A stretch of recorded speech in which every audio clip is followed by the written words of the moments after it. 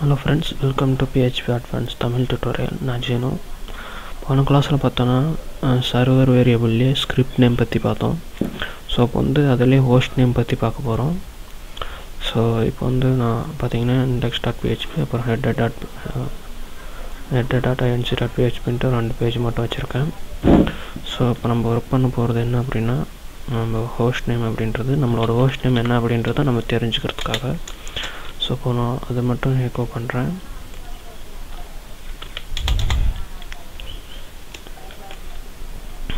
ஒரு variable create பண்ணிடுறேன் X அப்படின்ட்டு. ஸோ இந்த இடத்துல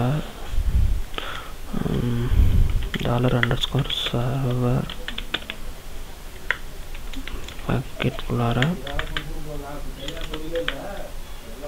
இப்போ http_host அப்படின்னு நம்ம கொடுத்தீங்க அப்படின்னா நம்மளோட ஹோஸ்ட் வந்து டிஸ்பிளே ஆகும். ஸோ நம்ம எக்கோ பண்ணி பார்ப்போம். நான் கேப்சலில் ஏன் இப்போ கேப்சலில் நான் எக்கோ போட்டதுனாலே அது ரன் ஆகும். ஆனால் நான் ஏன் சும்மாவில் போகிறேன் அப்படின்னா, ஃபார்முலா நம்ம யூஸ் பண்ணக்கூடியது சும்மா தான். கேப்சல் வந்து முக்கியமான ஃபங்க்ஷனுக்கு மட்டும் நம்ம கேப்சல் யூஸ் பண்ணால் போதும். ஸோ இப்போ வந்து $x நம்ம போட்டுறோம். இப்போ சேவ் பண்ணிவிட்டு நான் வந்து index.phpன்றதை ரன் பண்ணுறேன். பார்த்திங்கன்னா தெரியும், லோக்கல் ஹோஸ்ட்னு வருது. நம்மளோட ஹோஸ்ட் இப்போதைக்கு லோக்கல் ஹோஸ்ட்டாக இருக்கிறதுனால நம்மளுக்கு லோக்கல் ஹோஸ்ட்னு வருது. இதுவே நம்ம வெப்சைட்டில் வந்து இந்த ஃபங்க்ஷனை யூஸ் பண்ணும்போது நம்ம என்ன சர்வரில் ஹோஸ்ட் பண்ணியிருக்கோமோ அது வந்து நம்மளுக்கு அந்த சர்வர் நம்மளுக்கு வந்து டிஸ்பிளே பண்ணும்.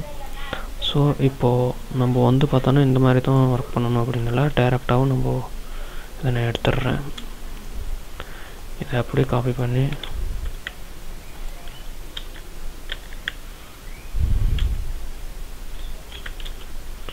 ஸோ பார்த்தோன்னா நான் டேரெக்டாக வந்து அப்படியே காப்பி பண்ணி போட்டேன். இப்போ நான் வந்து சேவ் பண்ணிவிட்டு ரன் பண்ணுறேன். பாருங்கள், பார்த்தீங்கன்னாலையும் சேம் அதே தான் வருது. தென் இந்த மாதிரி நம்மளோட வேரியபிள் க்ரியேட் பண்ணி தான் பண்ணணும் அப்படின்னு இல்லை. வேரியபிள் க்ரியேட் பண்ணுறது நம்மளுக்கு அண்டர்ஸ்டாண்ட் பண்ணணும் அப்படின்றதுக்காக. தென் நம்ம வந்து போன கிளாஸில் பண்ண மாதிரி இப்போது இதை வச்சு நம்ம என்ன பண்ணலாம் அப்படின்ட்டு ஒரு எக்ஸாம்பிள் காட்டுறேன். ஸோ இதை வச்சு நம்ம வந்து ஒரு ஆட்டோமேட்டிக்காக ஃபோல்டர் க்ரியேட் பண்ணி ஃபைல்ஸ் எடுக்கிற மாதிரி நம்ம வந்து க்ரியேட் பண்ணலாம். அது எப்படின்ட்டு நான் ஒரு ஐடியா கொடுக்குறேன் பாருங்கள். ஸோ நான் இதை இப்போ எடுத்துடுறேன். இப்போ வந்து சேவ் பண்ணிட்டு நம்மளோட header.inc.க்கு வரேன். இப்போ நம்ம வந்து இந்த இடத்துல அந்த இது வந்து நம்ம ஹோஸ்ட் வந்து ஃபைண்ட் அவுட் பண்ணுற மாதிரி நான் ஃபங்க்ஷன் எழுதிடுறேன். ஸோ $host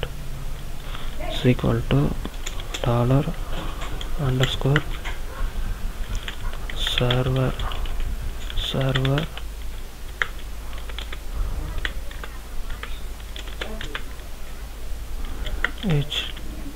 http_host அப்படின்னு நான் எழுதிடுறேன். ஏன்னா நம்ம இந்த பேஜை வந்து இன்க்ளூட் பண்ணணும். அதுக்காக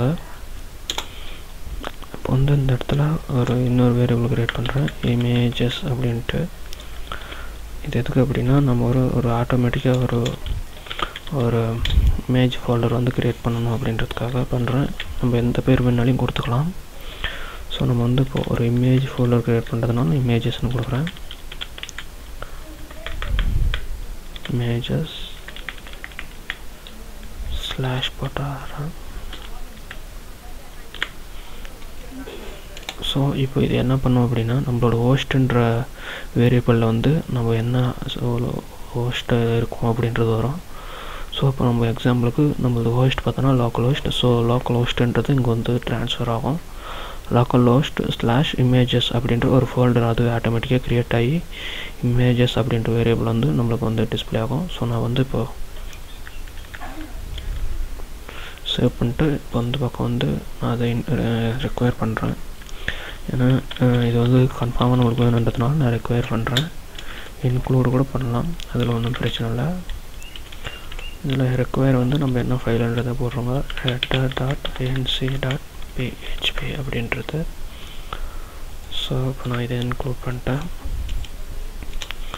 இந்த இடத்துல இப்போது நான் பார்த்தீங்கன்னா ஆல்ரெடி சொன்னேன் ஒரு இமேஜ் ஃபோல்டர் வந்து க்ரியேட் ஆகிரும் அப்படின்ட்டு. நம்மளுக்கு எக்கோ பண்ணும்போது அந்த இமேஜஸ் வந்து ஆட்டோமேட்டிக்காக வந்து அதுவே எடுத்து நம்மளுக்கு டிஸ்பிளே பண்ணணுன்ற மாதிரி நான் எழுதுகிறேன் எக்கோ. ஸோ சிங்கிள் கொட்டேஷன் போட்டு அதுக்குள்ளார image source is equal to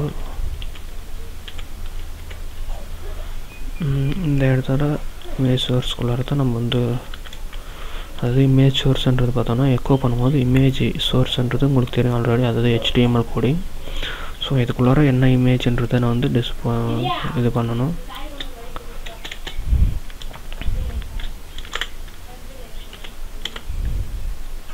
இந்த இடத்துல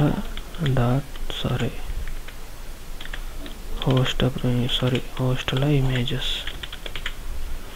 ஸோ இப்போ பார்த்தீங்கன்னா இமேஜ் சோர்ஸ்ன்ற HTML வந்து அங்கே டிஸ்பிளே ஆகும்.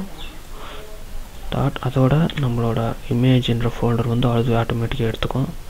ஸோ அதுக்காக அப்புறம் பார்த்தோன்னா அந்த ஃபைல் நேம் எக்ஸாம்பிளுக்கு நான் header.jpg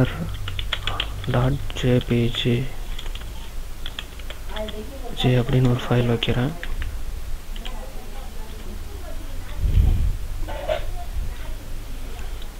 பக்கத்தில் ஸ்லாஷ் மட்டும் முடிச்சிட்றேன். இப்போ பார்த்தீங்கன்னா நம்மளோட அதாவது எக்கோ வந்து எதெல்லாம் பண்ணோம் அப்படின்னா இங்கே ஸ்டார்ட் ஆகிட்டு இங்கே வந்து முடியுது. சென்ட்ரலில் இந்த இமேஜ் சோர்ஸ்